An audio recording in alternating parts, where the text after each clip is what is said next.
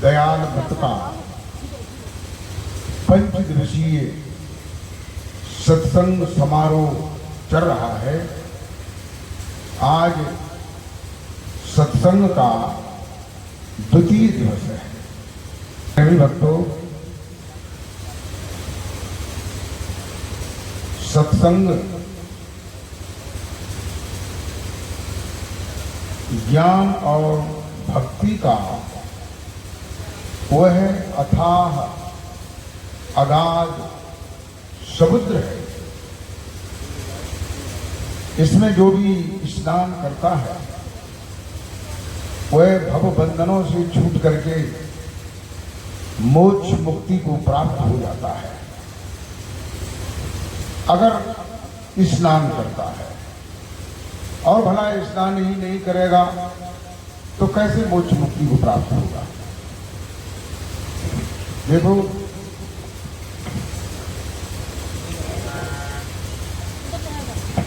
सत्संग दो शब्दों से मिलकर के बनता है।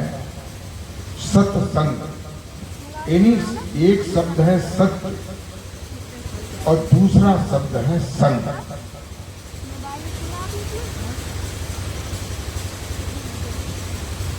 प्रेमी भक्तों, अब हमारे हृदय में एक प्रश्न उठता है कि सत्य क्या है। प्रेमी भक्तों, बड़े गहराई से, बड़े अंतर्भाव से इस बात को समझें कि सत्य क्या है।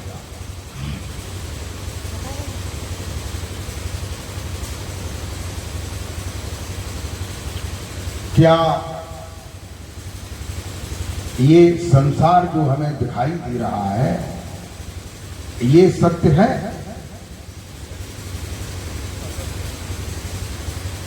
यानी हम इसको सत्य भी कह सकते हैं। कैसे? अपनी छोटी बुद्धि से सत्य कह सकते हैं, लेकिन विवेकनी बुद्धि से इसको सत्य नहीं कहा जा सकता है, क्योंकि इसका भी किसी किसी समय प्रलय होता है और फिर उत्पत्ति होती है। ऐसा हमारे शास्त्र कहते हैं। प्रेमी भक्तों, ये जब संसार सत्य नहीं है तो फिर क्या क्या सत्य है? ये जो संसार देखने में आता है इसको आध्यात्मिक दृष्टि से प्रकृति भी कहते हैं। प्रकृति, इसको प्रकृति भी कहा गया है। प्रेमी भक्तों, गोस्वामी तुलसीदास जी ने रामचरितमानस में इस बात को कहा है। क्या कहा है सुनिए।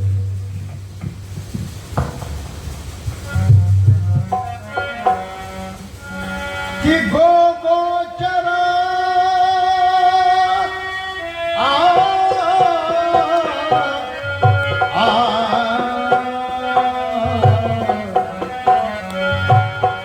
गो गोचर जहाँ लग मन जाए, गो गोचर जहाँ लग मन जाए,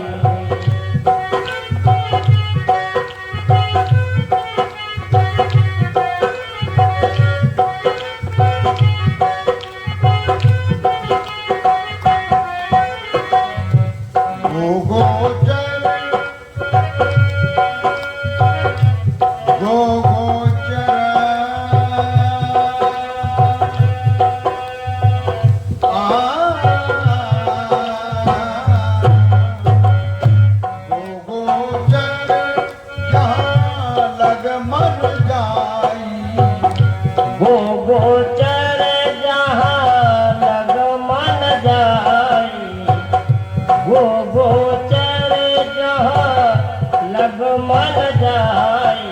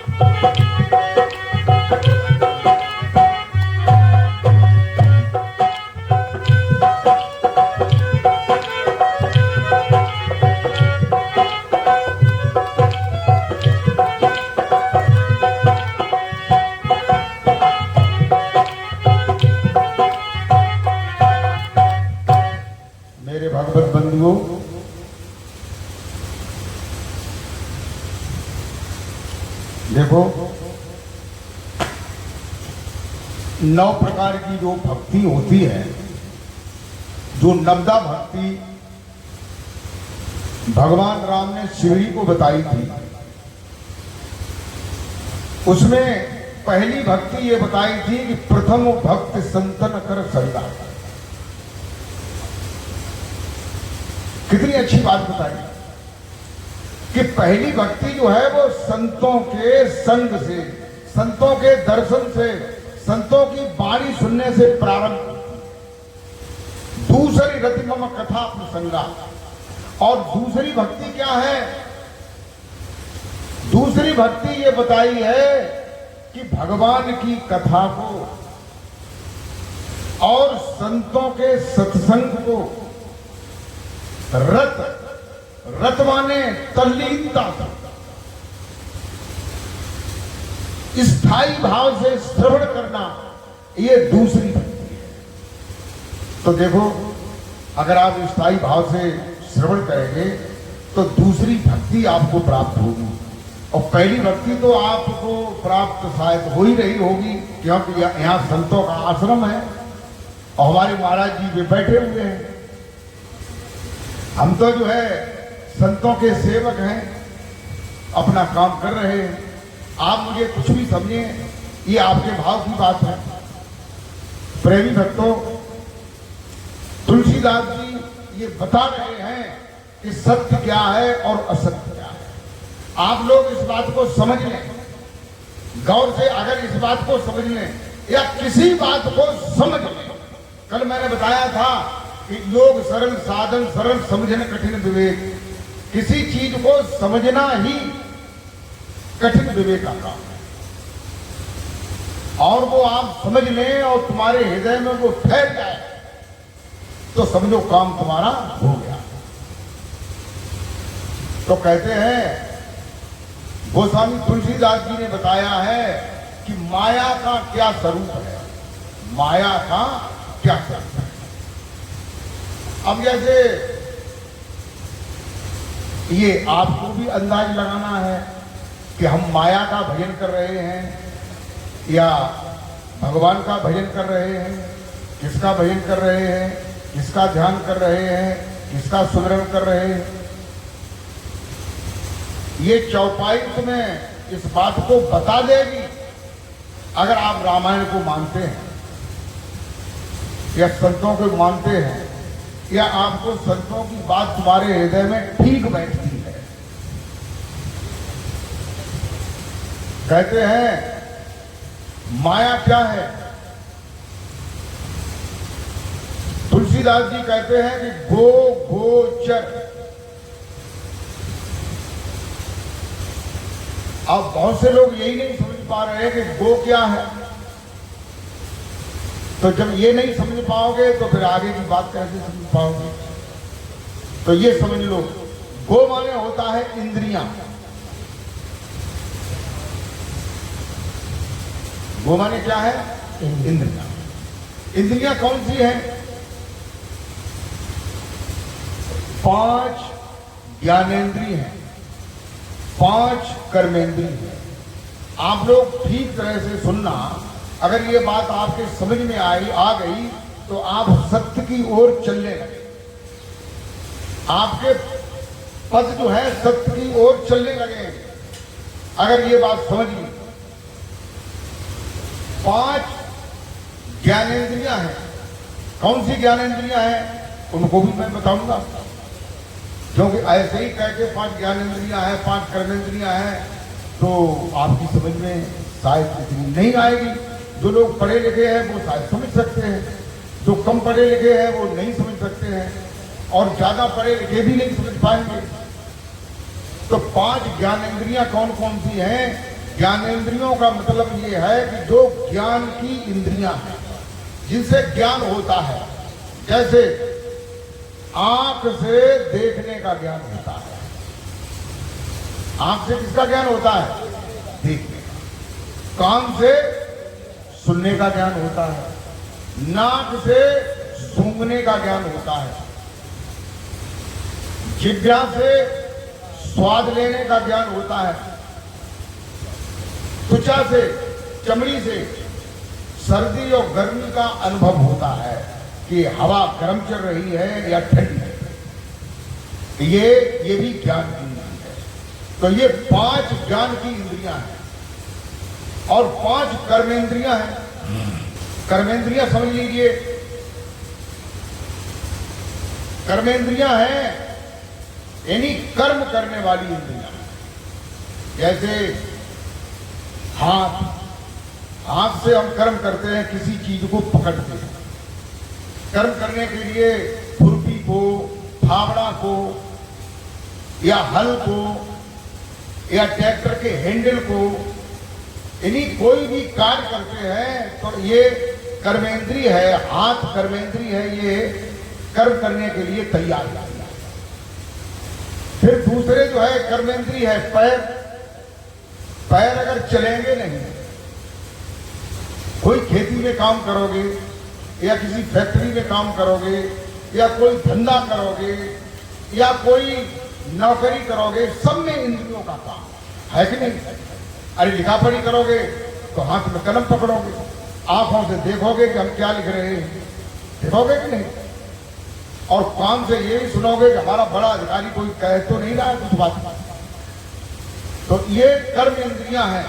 पैर कर्मेंद्रिय है, हाथ कर्मेंद्रिय है और लिंग जो है वो भी कर्मेंद्रिय है। लिंग किसे कहते हैं? जैसे कोई लोग न समझ पाए, लिंग कहते हैं जो मूत्रेंद्रिय है, जिसे हम पेशाब करते हैं। इससे कर्म क्या होता है? एक पेशाब करने का कर्म होता है, दूसरा प्रजनन का कर्म होता है और एक गुदा इंद्रिय है जिसे मल त्याग करने का कर्म होता है। और एक 5वीं इंद्रिय है, वो कौन सी है कर्मेंद्रिय? वो है मुख। इन मुख से पानी पीते हैं, भोजन करते हैं, बातचीत करते हैं कि नहीं। अब प्रेमी भक्तों वहीं पर आ जाइए। तुलसीदास जी कहते हैं कि गोचर, यानी जो हम इंद्रियों के द्वारा ज्ञान करते हैं, कर्म करते हैं, वो सब क्या है? वो सब क्या है? माया। गोचर जहां लग मन जाई। और 4 अंतःकरण है, उन चारों अंतःकरण में मन, बुद्धि, चित्त, अहंग में मन जो है उसको 11वीं इंद्रिय भी गीता में बताया गया है। 11वीं इंद्रिय जो है वो मन है। क्यों? कि मन के संकल्प के बिना कोई भी इंद्रिय किसी भी कार्य को नहीं कर सकती है, नहीं कर सकती है।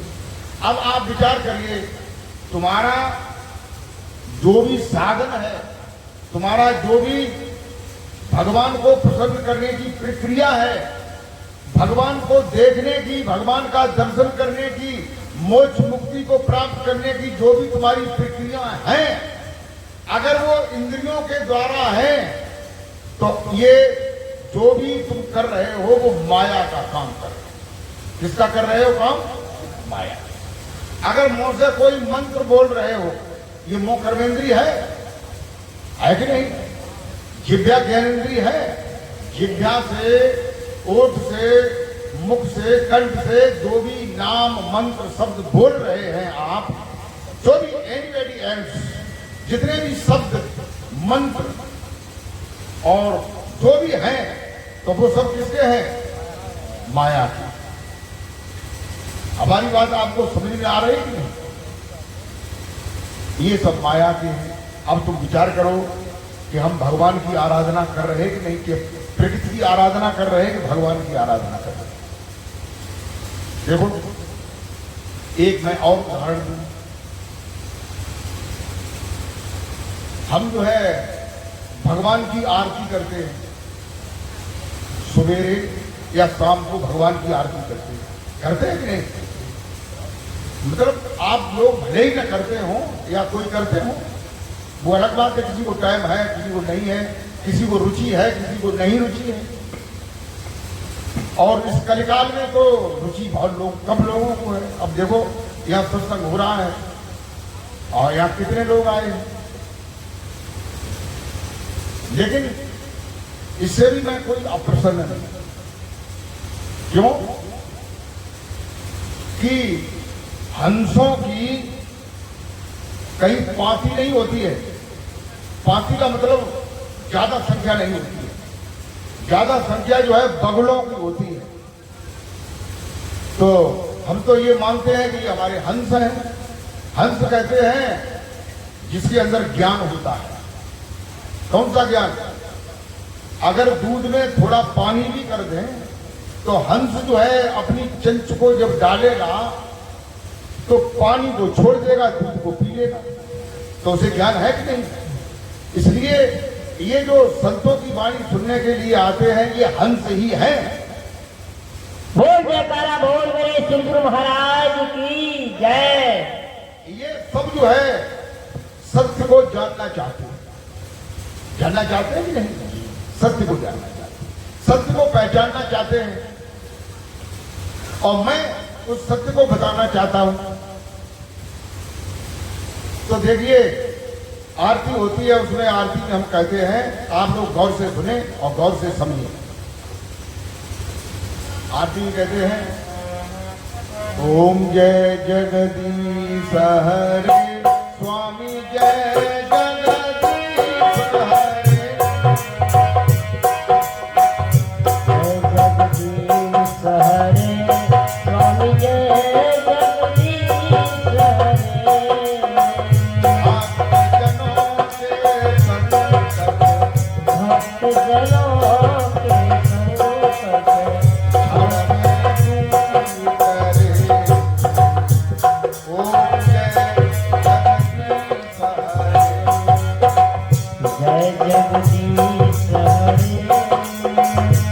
स्वामी जय जगदीश हरे। भक्त जनों के संकट, भक्त जनों के संकट धड़ में दूर करे। ओम जय जगदीश हरे।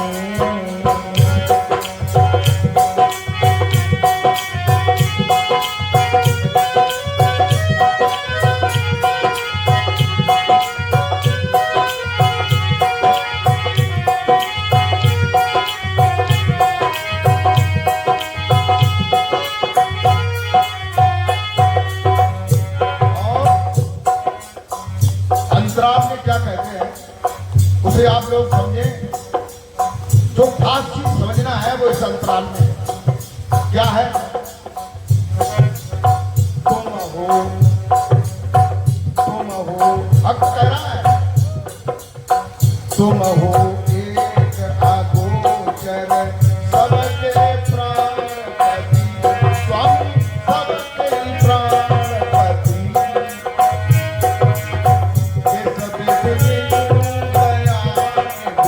किस विधि मिलू दयाल है, किस विधि मिलू दयाल है। मैं तुमको कुमति ओ जय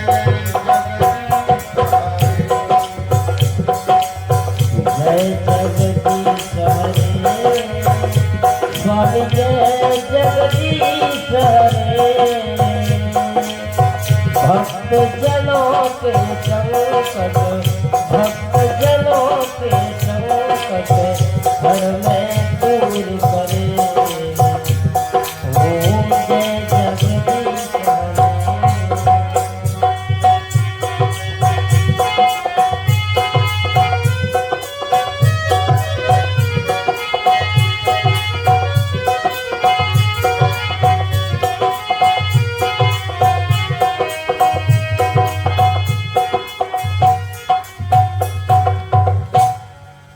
मेरे भगवत बंधु, आरती में भक्त कहता है कि ओम जय जगदीश हरे। स्वामी जय जगदीश हरे भक्त जनों के संकट क्षण में दूर करे। हे जगत के ईश्वर, तुमने भक्तों पर जब संकट आया तो क्षण में तुमने दूर कर दिए। प्रहलाद पर संकट आया, तुमने खम्भ फाड़ करके प्रकट हो गए। नरसिंह पर संकट आया तो तुमने जूनागढ़ में जाकर के भात भरा है। और भी जिन जिन भक्तों पर संकट आया आप वहां प्रकट हो गए। जड़ भरत पर संकट आया, जड़ भरत को लोग जो है, एक राजा जो था वो बलि चढ़ा रहा था, तो वो हरिद्वार में चंडी देवी है, रास्ते में जड़ भरत मिल गए, वो भक्त थे, उनको वो पकड़ ले गए। वो तो बिल्कुल सीधे साधे थे। उन्होंने, लोगों ने कहा कि तुम्हें बढ़िया बढ़िया मालपुआ खिलाएंगे, रबड़ी खिलाएंगे, खीर पूरी खिलाएंगे। तो उन्होंने कहा चलो चलते हैं हम। तो वहां खिलाया उनको, और खिलाने के बाद जो है फिर तलवार लेकर के उनकी बलि चढ़ाने के लिए जो ही लोग उद्यत हुए, तलवार को चलाना चाहा, तो जो मूर्ति जड़ थी, कैसी थी? जड़, वो फट करके देवी प्रकट हो गई और एकदम बाहर से आग ही लग गई। वो लोग बाहर भागे तो बाहर भी नहीं भाग पा रहे हैं, और अंदर आना चाहे तो वहां देवी विकराल रूप में आ गई है। तो कहने का मतलब ये है, भक्तों के संकट जो है क्षण में दूर कर दिए। किसने किए? कहते हैं, अब देखो आगे क्या कहते हैं कि तुम हो एक अगोचर। आरती में भक्त कहता है कि हे भगवान, हे प्रभु, हे ईश्वर, तुम कैसे हो? कैसे हो? अगोचर। अगोचर का मतलब क्या है? अभी मैंने गोचर के बारे में बताया। गो माने इंद्रियां, यानी इंद्रियों के द्वारा जो भी हम देख रहे, सुन रहे, जान रहे, कर रहे, वो सब माया है। और आरती में हम ये कह रहे हैं कि तुम अगोचर हो। कैसे हो? अगोचर। अगोचर माने तुम इंद्रियों के द्वारा देखने में, जानने में, पकड़ में नहीं आने वाले। अब बताइए, आंखें से मंदिर में देखते हैं मूर्ति को, कानों से सुनते हैं, हाथों से काम करते हैं, लेकिन जो भगवान है वो कैसे हैं? इंद्रियों से परे है, इंद्रियों के द्वारा नहीं है। देखो, एक मैं आप लोगों को प्रैक्टिकल की बात बताता हूं। कोई भी आदमी किसी मंदिर में जाता है कि नहीं, तो वहां अगरबत्ती लगाता है या दीपक जलाता है, तो जलाने के बाद जो है, अगरबत्ती घुमाने के बाद एंड में फिर वो क्या करता है? अपनी आंखें बंद कर लेता है। करता है कि नहीं? आप लोग बताइए, आंखें बंद करता है कि नहीं? अगरबत्ती लगा करके आंखें बंद करके हाथ जोड़ करके ऐसे झुकाता है। यानी इसका मतलब क्या है कि वो इशारा ये कर रहा है कि ये बाहर है, ये प्रकृति है, भगवान अंदर है। ये है कि नहीं? भगवान शंकर जो है प्रमाण देते हैं। भगवान शंकर की मूर्ति देखो, कहीं भी देखो, तो वो अपनी दोनों आंखों को बंद किए हुए हैं, लेकिन उनकी तीसरी आंख जो है ऊपर छपी हुई है। वो ये बता रही है कि भगवान शंकर जी जो है अंदर से देख रहे हैं, अगोचर को देख रहे हैं। तो प्रेमी भक्तों, जहां इंद्रियां जाती हैं, मन जाता है, वहां माया है। गो गोचर जहां लग मन जाई, तालो माया जाना।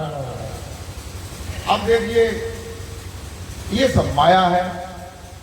अगर तुम विवेक दृष्टि से देखें तो, और विवेक दृष्टि से न देखें तो कोई बात ना है। जैसे जैसे हल चली पाए तैसे चला, फिर कहा।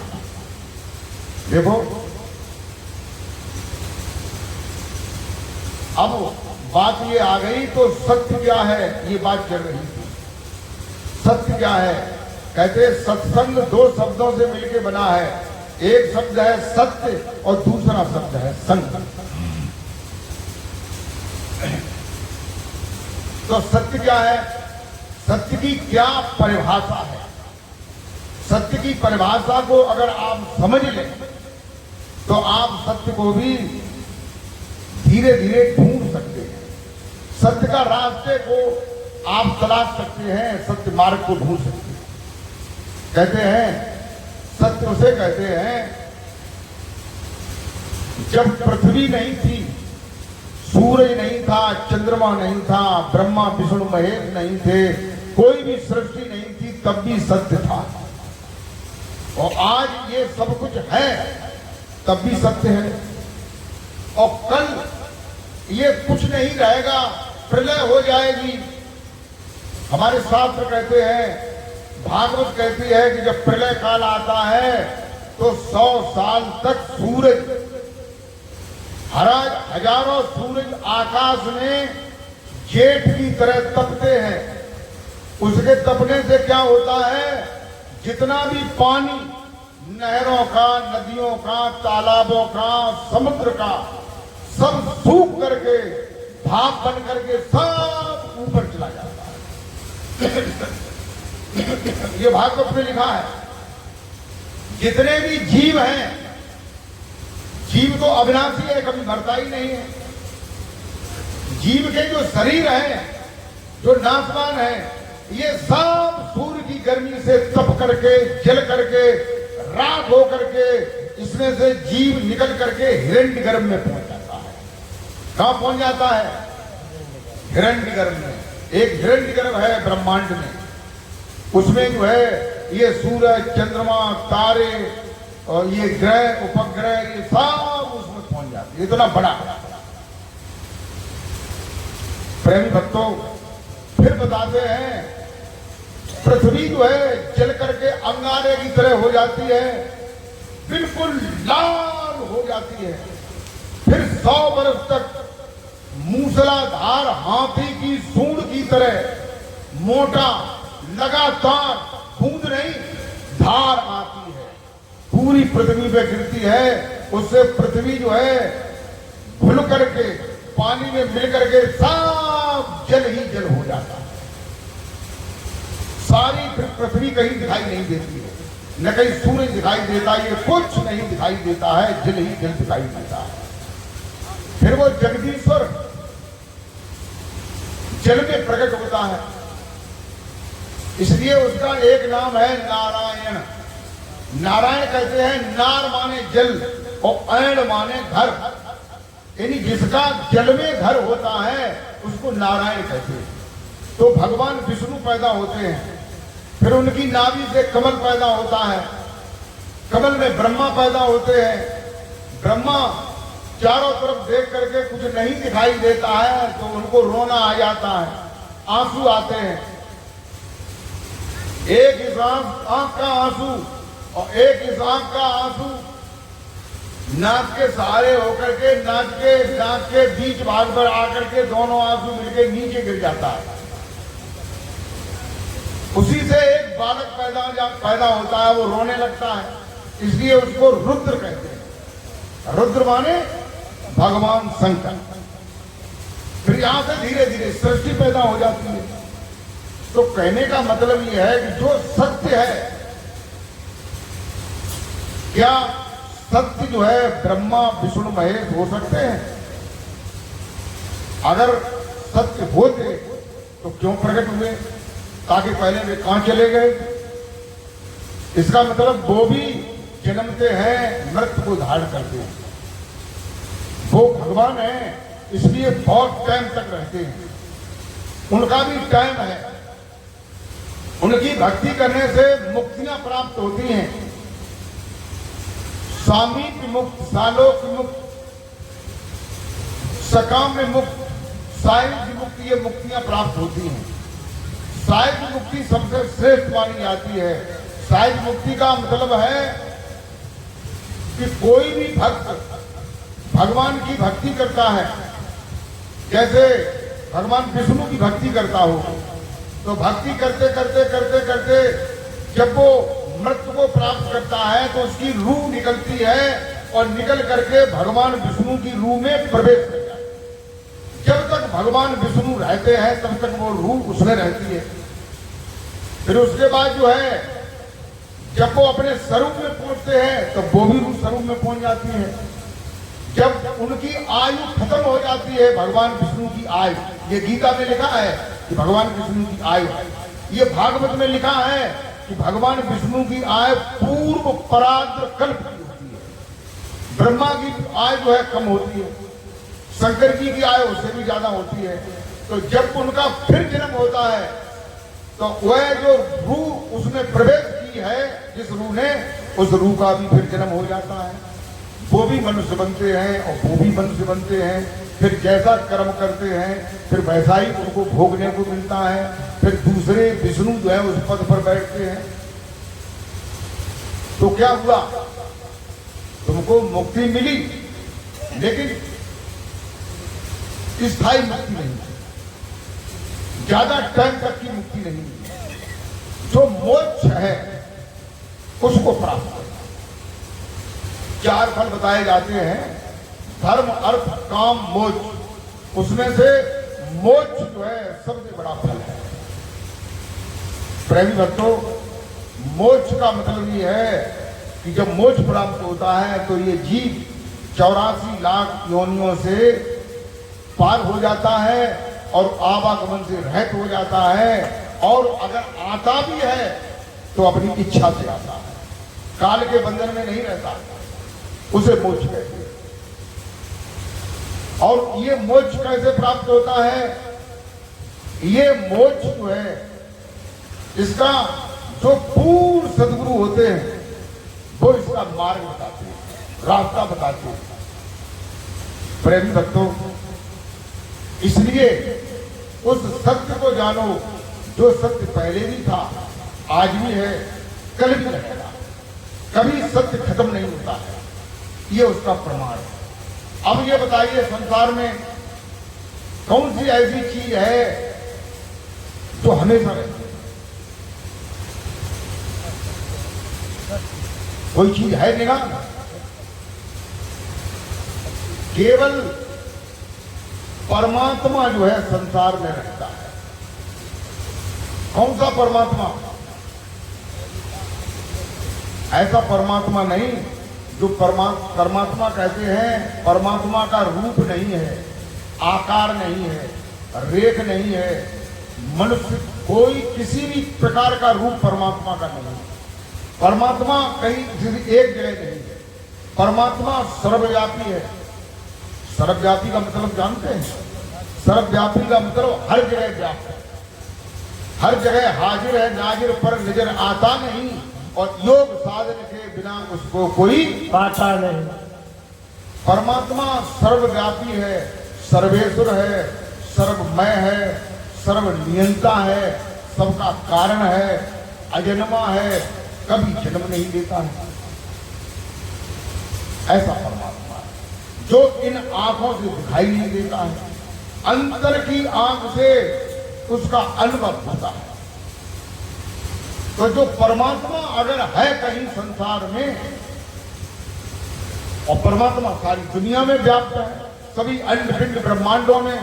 ये अंडपिंड ब्रह्मांड है जिसमें सूरज, चंद्रमा, तारे, पृथ्वी, ग्रह, उपग्रह, मनुष्य, नर, नाग, पशु, पक्षी, गंधर्व, पितर, अर्यमा, देव, धनुष, पर्वत, नदियां, वनस्पतियां, ब्रह्मा, विष्णु, महेश, 5 तत्व, 3 गुण, ऐसा जो ब्रह्मांड है, ऐसे अनगिन ब्रह्मांड।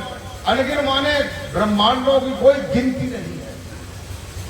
जो रामायण में काग वसुंध जी ने देखे थे, जब काग वसुंध जी राम के मुंह में टेकने चले गए, तब कहते हैं कि देखे कोटि ब्रह्मांड, और हर ब्रह्मांड में एक ब्रह्मा देखा, एक विष्णु देखा, एक शंकर देखा, एक इंद्र देखा, एक उपेंद्र देखा, एक दिग्पाल देखा, एक कुबेर देखा, एक चित्रक देखा, एक सूरज देखा, एक चंद्रमा देखा।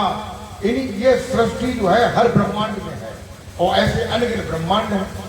तुमने तो एक ही ब्रह्मांड देखो, तुमने ये पृथ्वी नहीं पूरी देख पाई, ये ऐसी इस ब्रह्मांड में ऐसी बहुत सी पृथ्वियां हैं, अभी वैज्ञानिक लोगों ने पता नहीं लगा पाया, जहां सृष्टि है, मनुष्य है, पशु पक्षी है, जल है, ये सारी चीजें। और इसी ब्रह्मांड में 16 सूरज हैं और 68 चंद्रमा है इसी ब्रह्मांड में, और हर ब्रह्मांड में इतनी संख्या है। तो ऐसा जो परमेश्वर है, सभी ब्रह्मांडों का कर्ता हर्ता है, देखने वाला है, नियंत्रण करने वाला है, ऐसा परमात्मा है, उसका कोई नाम भी होगा। और वो नाम कोई मनुष्य बना सकता है? पीछे के भैया बताइए उस नाम को, जो परमात्मा, ऐसा परमात्मा है जो जन्मता नहीं है, उसका कोई नाम आदमी बना सकता है? नहीं बना सकता। ऐसे नाम को जानो तब तुम्हें परमात्मा का ज्ञान होगा, तब तुम्हें मोक्ष प्राप्त हो जाएगा, तुम भवसागर से पार हो जाओ। प्रेमी भक्तों, बोल जयकारा बोल मेरे श्री गुरु महाराज की जय। इसलिए सत्य का तभी ज्ञान होगा जब आपको पूर्ण सद्गुरु मिलेंगे। देखो, गुरु कितने प्रकार के होते हैं वो भी मैं आप लोगों को बताता हूं। 3 प्रकार के गुरु होते हैं। एक गुरु होते हैं, एक सद्गुरु होते हैं, और फिर एक तीसरे पूर्ण सद्गुरु होते हैं।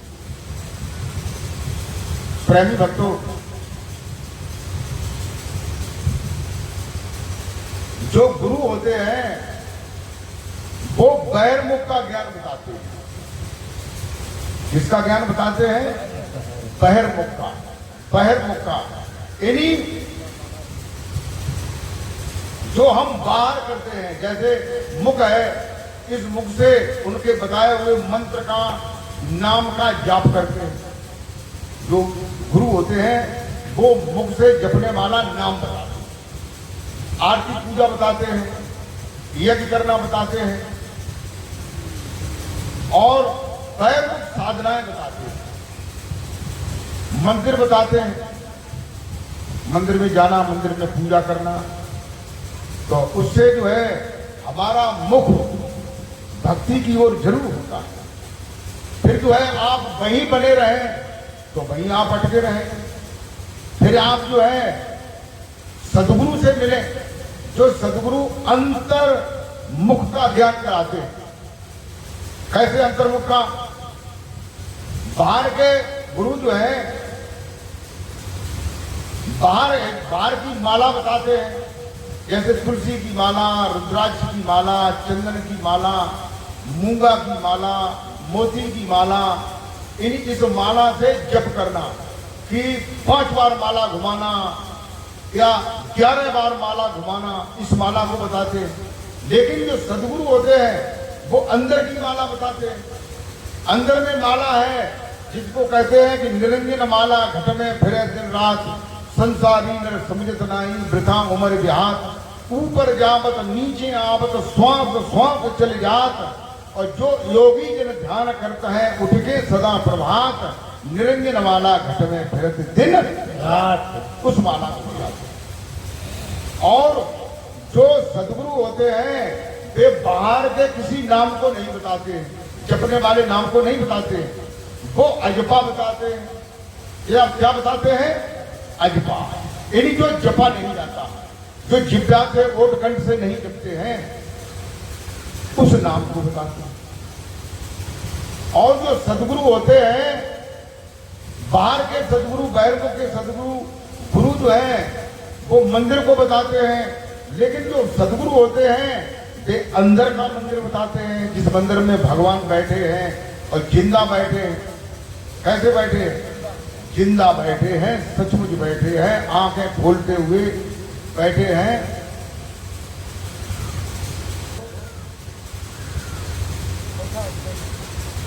अंदर का मंदिर बताते हैं। देखो, रामायण में तुलसीदास जी भी इसका प्रमाण देते हैं उसे आप लोग सुने। कहते हैं गति पार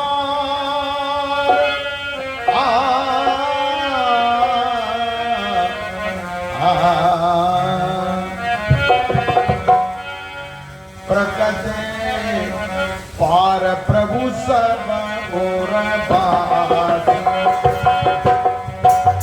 प्रकट पार प्रभु सब और बासी।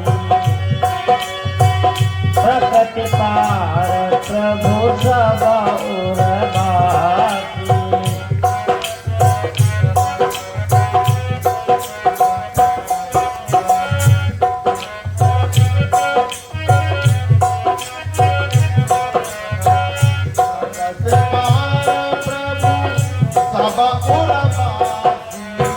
प्रकट पार प्रभु सब और बासी। प्रकट पार प्रभु सब और बासी।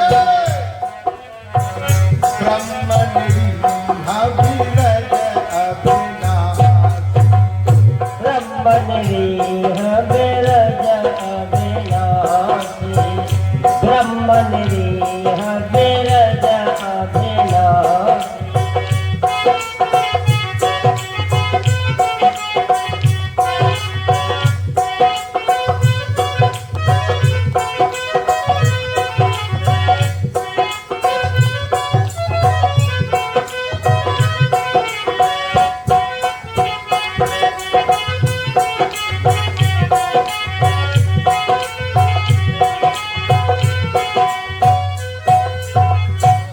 मेरे भगवत बंधुओं, गोस्वामी तुलसीदास जी रामचरितमानस में कहते हैं, क्या कहते हैं कि तुम्हारे अंदर में मंदिर है, वो प्रमाण दे रहे हैं।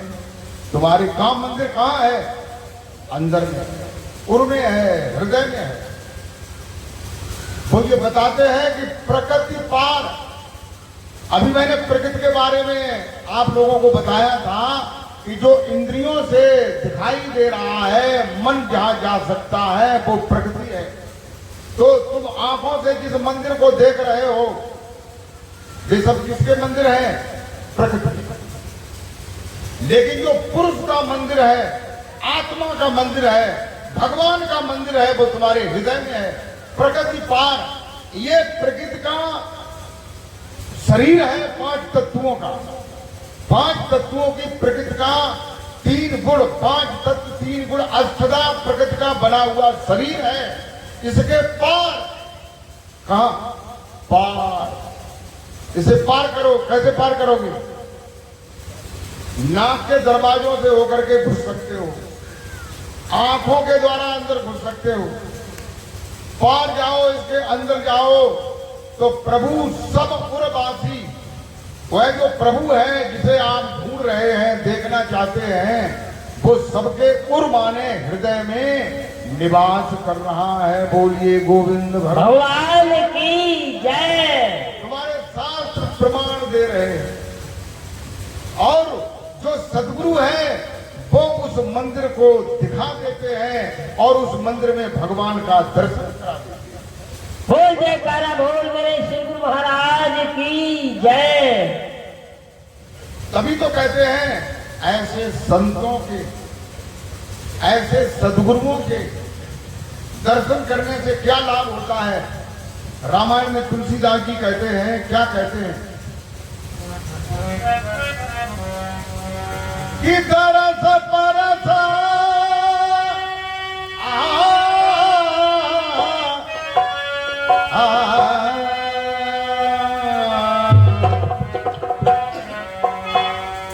तरस परस मुख मंजन पान। तरस परस मुख मंजन पान। तरस परस मुख मंजन पान।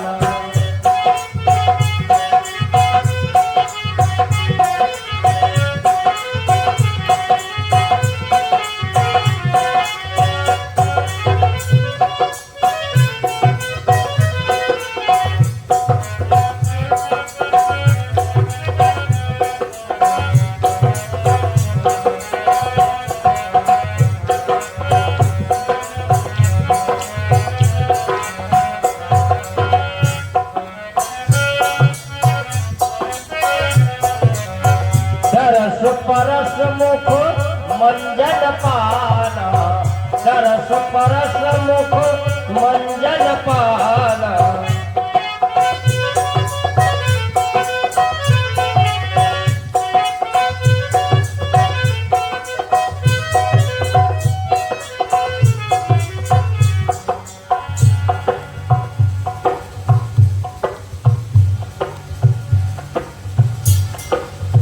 दरस परस मुख मंजन पाना।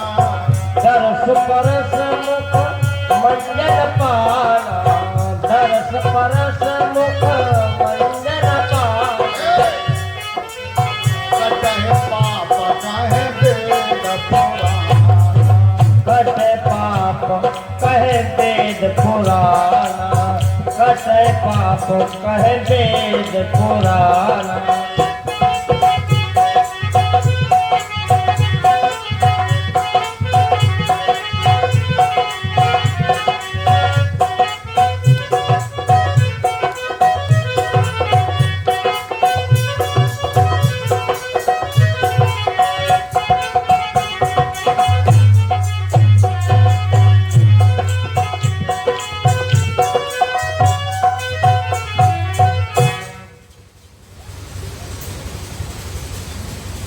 गोस्वामी तुलसीदास जी कहते हैं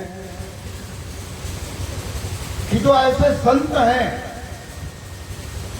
सद्गुरु हैं,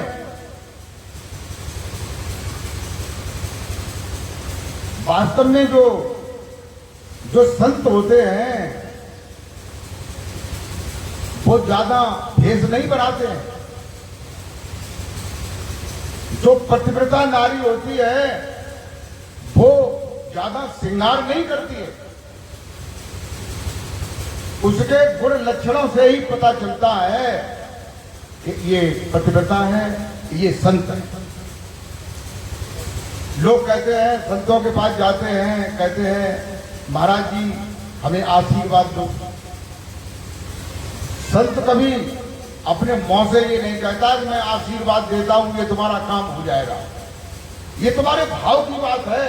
तुम अच्छे भाव लेकर के जाओगे तो आशीर्वाद दिया थोड़ी जाता है, तो ले लिया जाता है, अपने आप से मिल जाता है। बोल जयकारा बोल मेरे श्री गुरु महाराज की जय। तुम अपना पात्र तो सही रखिए, साफ रखिए, उसमें जो आप चाहते हैं वो आ जाएगा। और पात्र सही नहीं, तुम्हारे कर्म सही नहीं, तुम्हारे विचार सही नहीं, तो फिर कौन आशीर्वाद देगा और कौन लेगा।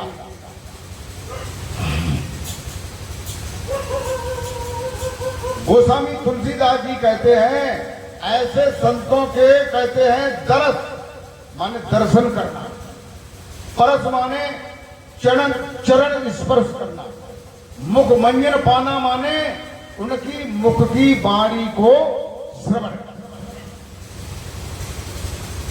कटे पाप कहे वेद पुराना।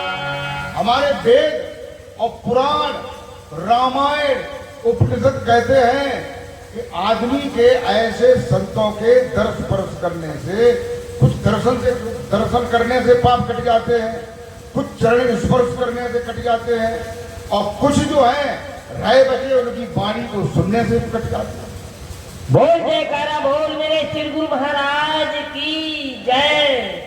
और देखिए जो तीसरे पूर्ण सद्गुरु हैं वो कहते हैं, वो ऐसे नाम का बोध कराते हैं जो नाम, जिस नाम की किरण, क्या जिस नाम की किरण तुम्हारे शरीर में जो ब्रह्मांड है और ब्रह्मांड में जो 10वां द्वारा है उस, और सचखंड है और भ्रमर गुफा है, 3 मुकम्मल बढ़िया मुकाम है।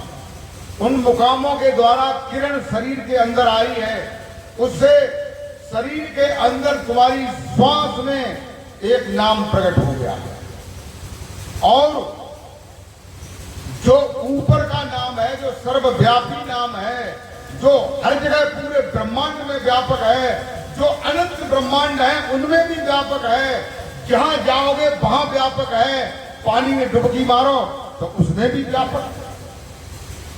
तो वो परमात्मा का नाम है। उस परमात्मा के नाम को जानने के बाद फिर कुछ जानना शेष नहीं रहता है। फिर तुम्हारे अभ्यास का करना है। फिर अभ्यास करोगे तैसा तैसा पाओगे। करत करत अभ्यास के जड़मत भूत सुजान और ररसी आवत जावत सिलपे करे निशान।